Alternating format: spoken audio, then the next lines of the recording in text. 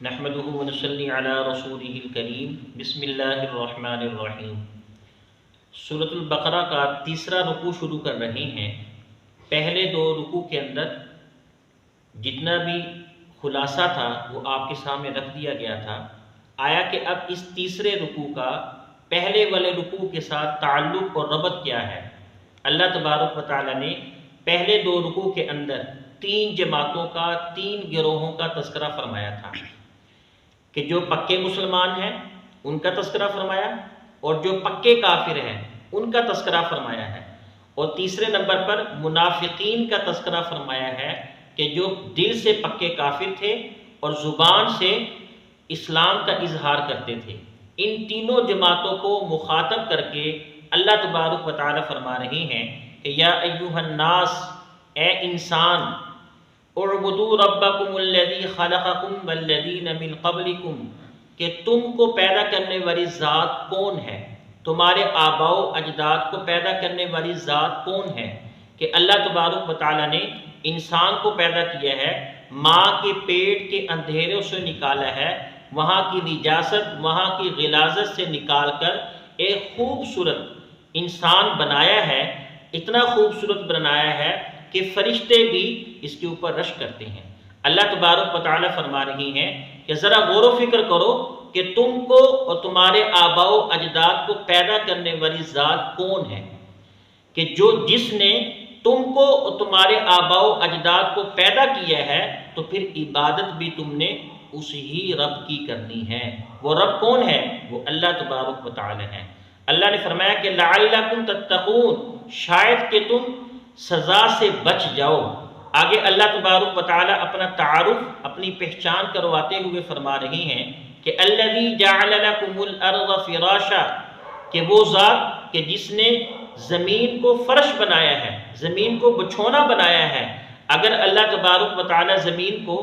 آگ کی بنا دیتے یا پانی کی بنا دیتے تو ہم کیا کر سکتے تھے، لیکن اللہ فرما رہی ہیں کہ وہ ذات، اس ذات کی عبادت کرو کہ جس نے زمین کو بچھونا بنایا ہے۔ اور پھر آگے اللہ نے فرمایا وَالسَّمَاءَ بِنَاءً، آسمان کو چھت بنایا ہے، کہ اس چھت ایسی چھت بنائی ہے کہ اس کے اندر آج تک کوئی دراڑ وغیرہ، کوئی سوراخ وغیرہ نہیں ہو سکا۔ آگے اللہ نے فرمایا وَأَنزَلَ مِنَ السَّمَاءِ مَاءً، اور آسمان سے پانی کو اتارا، کہ اتنے عرصے سے آسمان بارش برسا رہا ہے کہ اگر آسمان کے اوپر جا کر دیکھا جائے تو وہاں پر کوئی پانی وغیرہ آپ کو نظر نہیں آئے گا، لیکن وہ پانی کہاں سے آ رہا ہے؟ اللہ تبارک و تعالیٰ کے غیبی خزانوں سے آ رہا ہے۔ آگے اللہ نے فرمایا فَأَخْرَجَ بِهِ مِنَ الثَّمَرَاتِ رِزْقًا لَكُمْ، کہ تمہارے لیے اس پانی کے ذریعے سے زمین سے رزق کو نکالتا ہے، پھل ہیں، میوجات ہیں، گندم ہیں، چاول ہیں، ان کو نکالنے والی ذات کون ذات ہے؟ اللہ تبارک و تعالیٰ کی ذات ہے۔ اسی طریقے سے کہ جب زمین کے نیچے سے کھود کر دیکھا جائے، وہاں سے کھود کر دیکھا جائے، وہاں پر آپ کو کوئی گندم، کوئی اناج وغیرہ چیزیں نظر نہیں آئیں گی، لیکن وہ پھل، میوجات اور گندم، چاول، یہ کہاں سے آ رہے ہیں؟ یہ اللہ تبارک و تعالیٰ کے غیبی خزانوں سے آ رہے ہیں۔ تو پھر اللہ کہتے ہیں کہ جب پیدا کرنے والی ذات بھی اللہ تبارک و تعالیٰ کی ہے، تم کو بھی اور تمہارے آباء و اجداد کو بھی، اور زمین کو بچھونا بنانے والی ذات بھی اللہ تبارک و تعالیٰ کی ذات ہے، آسمان کو چھت بنانے والی بھی ذات اللہ تبارک و تعالیٰ کی ہے، اور آسمان سے پانی کو برسانے والی ذات بھی اللہ تبارک و تعالیٰ کی ذات ہے۔ اس پانی کے ذریعے سے زمین سے پھر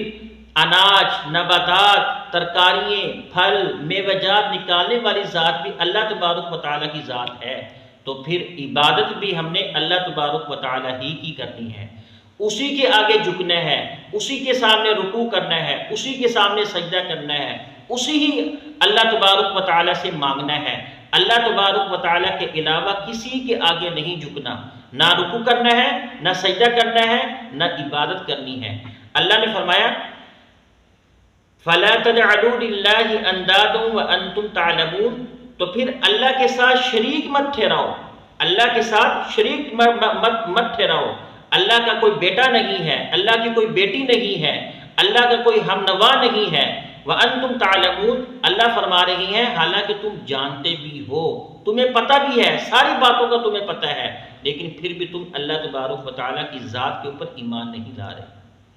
آگے اللہ تبارک و تعالیٰ حضور علیہ الصلوۃ والسلام کی رسالت کو بیان کر رہے ہیں، رسالت کے ساتھ ساتھ قرآن پاک کے معجز، قرآن پاک کے اعجاز کو بھی بیان فرما رہی ہیں۔ اللہ تبارک و تعالیٰ نے کفار کو ایک چیلنج دیا ہے، ایک دعویٰ دیا ہے۔ وہ دعویٰ کیا دیا ہے؟ وَإِن كُنتُمْ فِي رَيْبٍ مِّمَّا نَزَّلْنَا عَلَىٰ عَبْدِنَا،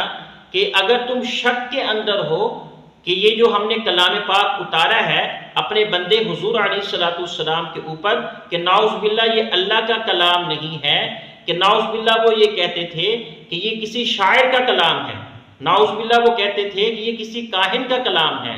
اگر تم لوگ یہ کہتے ہو کہ یہ اللہ کا کلام نہیں ہے، تو حضور علیہ الصلوۃ والسلام کی زبان بھی عربی ہے، تمہاری زبان بھی عربی ہے، اور تم فصاحت اور بلاغت کے اندر بہت مشہور ہو،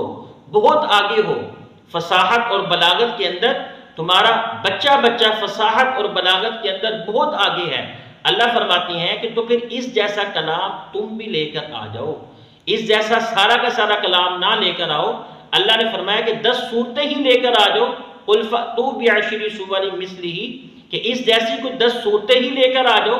اگر 10 صورتیں نہیں لا سکتے تو پھر ایک صورت ہی اس جیسی لے آؤ۔ اللہ تبارک و تعالیٰ قرآن پاک کی اعجاز، قرآن پاک کی فصاحت اور بلاغت کو بیان کرتے ہوئے فرماتی ہیں کہ اِنَّا أَعْطَيْنَاكَ الْكَوْثَرَ فَصَلِّ لِرَبِّكَ وَانْحَرْ إِنَّ شَانِئَكَ هُوَ الْأَبْتَرُ، کہ یہ ایک چھوٹی سی صورت ہے۔ اللہ فرما رہی ہے کہ اس جیسی ایک چھوٹی سی صورت ہی لے کر آ جاؤ۔